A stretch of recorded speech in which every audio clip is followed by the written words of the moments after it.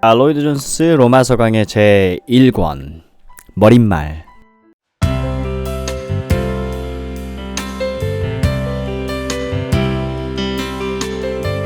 필자가 희망하는 대로 바울 서신 중 가장 위대한 로마서에 관하여 시리즈로 된 여러 권의 강해집이 출간될 예정입니다. 본서는 그 중에 첫 번째 책입니다.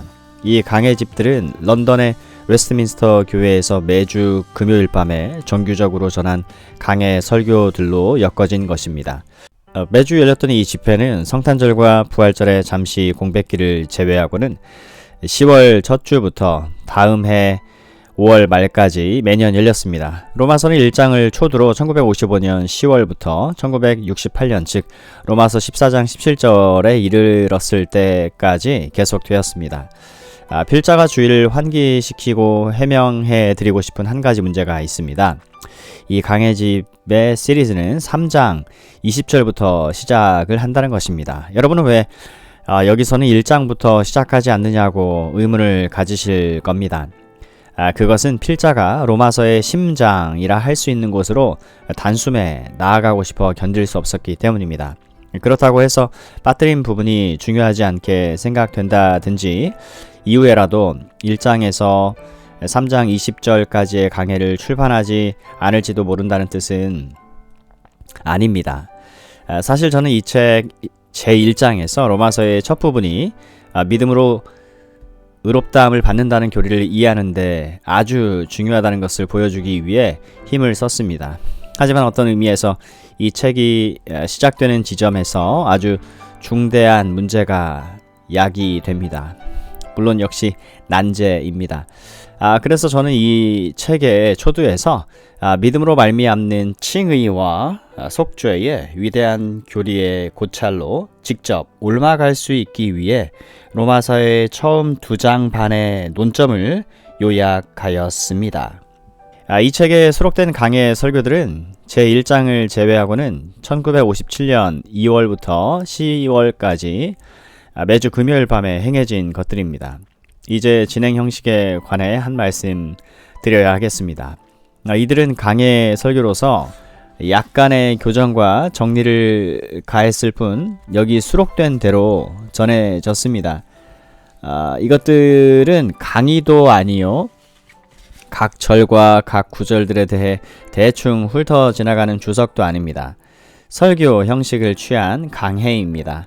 이것이 성경을 취급해야 하는 방법이라는 저의 견해는 항상 변치 않습니다. 여러 주석들이 본문의 정확한 이해를 위해서 커다란 가치가 있습니다. 하지만 고작해야 건축을 하는 데 있어서 재료로서의 가치밖에는 없습니다. 더구나 이 로마서와 같은 서신들은 바로 사도 바울이 설교했던 것들을 요약한 것입니다. 그는 이 점을 로마서 1장 11절에서 15절까지 언급하고 있습니다. 사도가 서신을 썼던 것은 그가 로마에 있는 성도들을 방문할 수 없었기 때문이었습니다.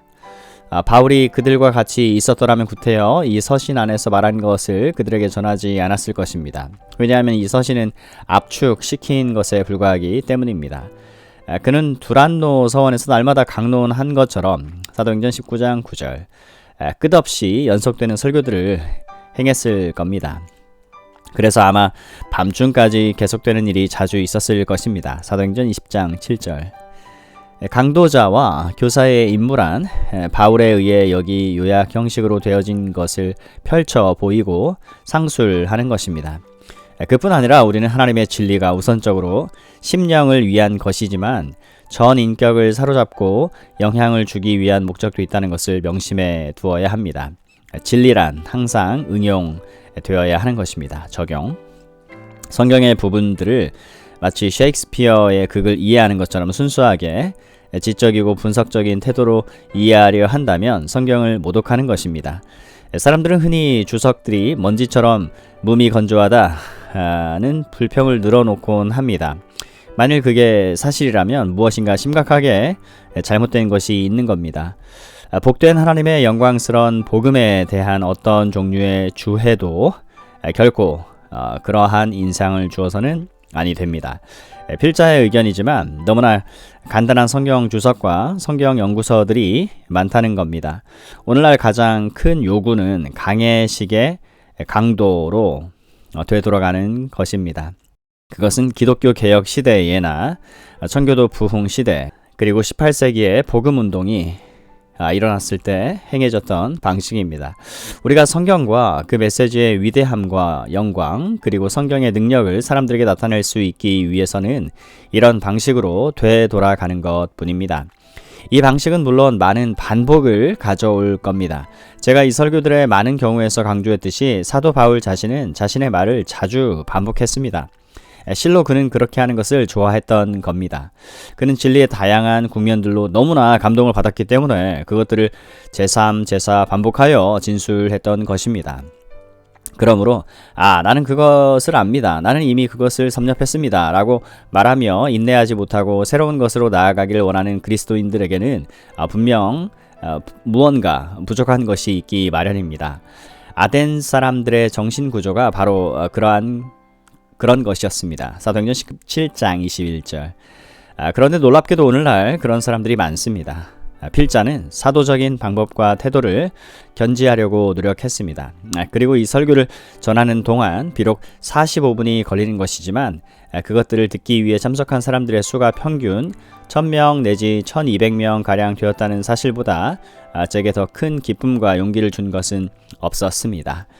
필자의 소원은 이 책과 다음에 나올 책들이 성도들에게 신앙의 위대한 중심 원리를 명백히 이해시켜 줄 뿐 아니라 그들이 말할 수 없는 기쁨과 가득 찬 영광으로 충만해지며 감격과 사랑 그리고 찬양의 깊은 경지에 들어가기를 바라는 바입니다.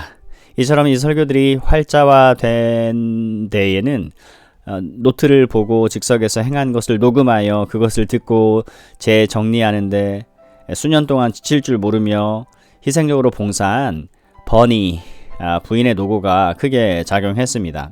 이 기회를 빌어 그녀에게 감사하는 바입니다.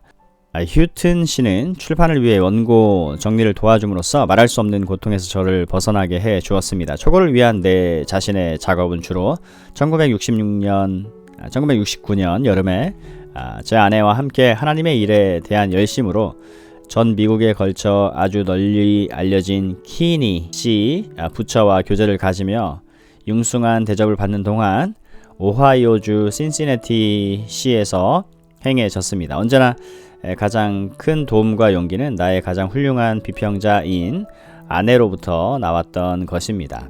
1970년 7월 디 마틴 로이드 존스